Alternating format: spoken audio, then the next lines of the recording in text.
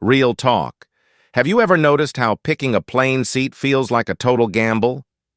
You scroll the seat map thinking it's just window versus aisle, but meanwhile, airlines are out here running a psychological game on us. They know you hate middle seats. They know you want off the plane fast, and they've built the system to make you pay for it. I used to think I was making smart choices. Grab the aisle, sit up front, easy win. Then I found myself boarding last, losing my overhead bin space, stuck upright in front of the bathrooms while someone's baby screamed in my ear. That's when I realized the old rules are broken. In this video, we're going to tear down everything you thought you knew about picking a seat. I'm talking real strategies, the insider tricks frequent flyers actually use, the hidden traps airlines don't want you to notice, and the little psychology hacks that can turn a miserable flight into something almost chill. So buckle in. By the end of this, you'll know how to beat the seat game without spending a single extra dollar. I used to think picking a plane seat was just about luck or personal vibe. You know, window for the view, aisle for bathroom runs, easy. But the more I flew, the more I realized airlines are playing an entirely different game, and most of us are walking right into their trap. Picture this.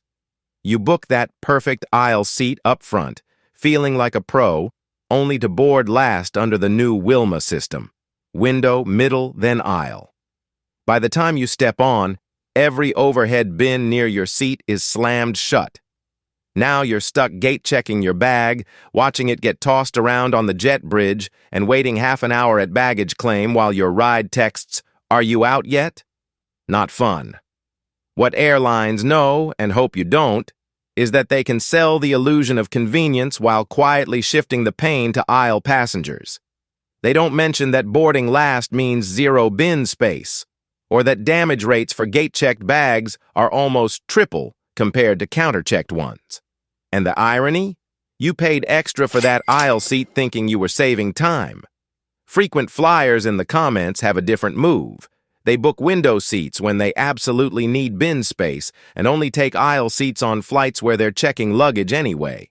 Some even aim for mid-cabin windows instead of the front. Fewer business travelers hogging space, and better odds their bag stays above them. It's not about luck. It's about knowing the system has changed and adjusting before it burns you. Because these days, picking the wrong seat isn't just uncomfortable, it's expensive. The funny thing about window seats is how they seem like a no-brainer, until they're not. Most people chase that Instagram-worthy view, thinking they've hacked the system. And yeah, they have perks. Less foot traffic bumping you, fewer germs since you're only exposed on one side, and an actual wall to lean on when you pass out mid-flight. But real talk? The sun can turn that dream seat into a torture chamber. On an eastbound morning flight, it'll blast straight into your face for hours. Same thing on westbound evenings. I've seen people sit there squinting like they're being interrogated while the guy in the middle scrolls TikTok in peace. Veteran travelers shared a smart fix in the comments. Pick your window seat based on your route. Flying east in the morning? Grab a left side window so the sun's behind you. Flying west in the evening? Go right side. It sounds overly strategic, but it's the kind of small thing that can save your sanity. And here's something else no one tells you. Window seats board first under Wilma, which means you get first dibs on overhead space. That's huge. A lot of people just click whatever window is near the front, but those fill with business travelers and families juggling strollers and diaper bags. Several frequent flyers said they actually prefer rows 10-20, still early enough to get space, but far enough from the chaos up front. Of course, the trade-off is getting trapped. If you're going to be in a window, plan your bathroom strategy. Go right before boarding and again just before the drink cart blocks the aisle. With a little planning, the window can be the best seat on the plane, but only if you play it smart. Middle seats get treated like the punchline of air travel. Everyone dreads them. They're the symbol of a bad flight. Cramped, awkward, zero control. But here's the twist. Used strategically, they can be your secret weapon. Airlines know people avoid middle seats at all costs, so they're often the last to be assigned. That creates a loophole. On flights that aren't full, some frequent flyers in the comments said they intentionally book a middle seat in an empty row because odds are no one wants the seats next to it. If the flight stays undersold, you end up with an entire row to yourself. That's about as close as you'll get to business class without paying for it. Even if the row does fill up, middle seats now board second under Wilma, meaning you still get decent access to overhead bins before aisle passengers. And here's a little-known courtesy rule that works in your favor. Middle seat gets both armrests. It's the one built-in perk no one argues about. Some travelers even shared that when they fly with a friend, they book the aisle and window in the same row, leaving the middle empty. If the flight isn't packed, they score the whole row. If someone gets assigned there, they politely offer to trade aisle or window so they can sit together. Most solo travelers will happily take that deal. The key is to check the seat map about 24 hours before departure, when airlines reshuffle seats from last-minute cancellations and upgrades. If the middle seat between you is still empty, then your odds are good. It's not glamorous, but middle seats are the ultimate underdog, miserable when random, surprisingly powerful when planned. People love to argue about front versus back of the plane, like it's some kind of personality test. Most folks instinctively pay extra for seats near the front, thinking faster boarding, quicker exit, and first pick of the meal. And yeah, that's partly true. But here's the part airlines don't advertise. The front is where chaos lives. It's packed with business travelers juggling laptops, and it's often where families with babies end up because they'll pay for early boarding to snag overhead space for strollers and diaper bags. One guy in the comments said he splurged on row 6 for a quiet experience, then spent 5 hours listening to a teething toddler. Meanwhile, the back of the plane is like the forgotten zone, and that's exactly why it can be gold. Several frequent flyers mentioned that when flights aren't full, empty middle seats tend to cluster in the last 10 rows. Most passengers avoid the back automatically, which leaves hidden space for anyone who doesn't mind a slightly later exit, and the vibe's just calmer. Flight attendants back there are often more relaxed because they're not constantly being flagged down by the front cabin rush. Sure, you'll get off the plane a few minutes later and you might hear more engine noise, but if you've got a long layover or the destination is your final stop, who cares? That extra elbow room and quiet can be worth way more than shaving off 10 minutes at baggage claim. The trick is to pick back rows in the mid-teens to low 20s, not the very last row, which comes with its own nightmare problems. Back rows aren't glamorous, but if you value space over speed, they can be your best-kept secret. Most people forget about the middle of the plane because it feels, well, like purgatory. Not up front with the status crowd, not tucked in the back with the quiet zone. Just stuck. But here's the thing. The middle section can actually be the smoothest, most stable place on the aircraft.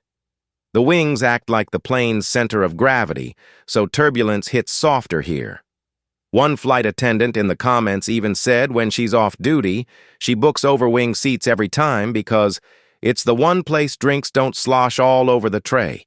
Noise is another factor. Up front, you hear the constant slam of overhead bins during boarding. In the back, you get engine roar and bathroom foot traffic. In the middle, it's more of a low hum, boring in the best way. Plus, the airflow tends to be better there, which weirdly makes it feel less stuffy on long flights. The sweet spot is usually rows 12 to 18 on narrow-body planes, or the center block of 4 seats on wide bodies. A few experienced travelers in the comments even said they prefer the middle center aisle on wide bodies. Less climbing over people, and you can get up to stretch without being in anyone's way. Airlines love when you pick the side aisles because you get interrupted constantly by bathroom goers, and tired people spend more on overpriced snacks. Middle center lets you avoid that game entirely. It won't win you style points, but middle of the plane seats quietly solve a ton of problems. Less turbulence, fewer interruptions, and a calmer vibe overall. If you don't need to be first off the plane, This zone can make the whole trip feel less like a chore and more like a reset. Some seats are so bad they should come with warning labels, but airlines love to bury the fine print and hope you won't notice until you're stuck there for hours. The last row is the classic trap. It looks like a normal seat on the map, but once you sit down, the reality hits. There's a solid wall behind you, so your seat doesn't recline even an inch. You're pinned upright while everyone else leans back, and to make it worse, it's bathroom central. People line up right next to your shoulder, the flush roars every few minutes, and you get the full soundtrack of babies getting changed. Commenters joked it's like paying full price for the punishment seat, and they're not wrong. Another sneaky one is the row directly in front of an exit row. Most people don't realize this, but those seats often can't recline either. By regulation, they have to stay upright to keep the exit path clear. Airlines never tell you that part, and you only find out when the person behind you is stretching out with all the leg room in the world while you sit bolt upright for 6 hours. Then there's the bulkhead seat, the one with the wall in front. It seems fancy. Extra leg room, no seat in front of you. But here's the catch. You lose all your underseat storage. Everything has to go overhead for takeoff and landing, and good luck finding space. The armrests are locked solid because that's where the tray tables live, so you can't lift them even if the seat next to you is empty. It feels weirdly claustrophobic, like being boxed in. These seats look premium, but they can turn a short hop into a test of patience. Here's a sneaky little twist airlines don't talk about. The plane you think you booked might not be the plane you actually fly. It happens more than you'd expect. They call it an equipment swap, and it's basically when they quietly change the aircraft type after you've chosen your seat. One day you're sitting pretty in 12F on a wide body with decent legroom, and suddenly you're on a cramped narrow body where 12F means zero space, no window alignment, and a tray table that feels like it'll snap in half. You only find out as you walk down the jet bridge, and by then it's too late. Frequent flyers in the comments said, this is why they always double-check the aircraft type right before check-in. It sounds obsessive, but it saves you from ugly surprises. Airlines usually list the scheduled aircraft on your booking page or app. Tools like Aerolopa or seatmaps.com give insanely accurate diagrams, down to which rows actually line up with a window or which seats lose legroom to weird equipment boxes. One guy even tracks his plane on FlightAware to see if it's been swapped before leaving the gate. A little nerdy? Sure, but also genius. The reason this matters is the difference in comfort can be huge. A 787 Dreamliner has higher ceilings, wider seats, and better cabin pressure. A 737 feels like being wedged into a flying bus. You paid the same ticket price, but the experience is night and day. Airlines don't warn you because technically they delivered a seat, but not the seat you expected. So check the aircraft, confirm the layout, and don't let a last-minute swap turn your trip into a cramped surprise. If you've ever booked a basic economy ticket, you know the weird anxiety that comes with it, like playing seat roulette with your own comfort. Airlines love this system because it's designed to push you into the worst seats on the plane. They don't assign your spot until the last minute, and when they finally do, it's almost always a middle seat in the back near the bathrooms. It's not random, it's algorithmic. They intentionally hold back all the good aisle and window seats, hoping you'll panic and pay extra to pick your own.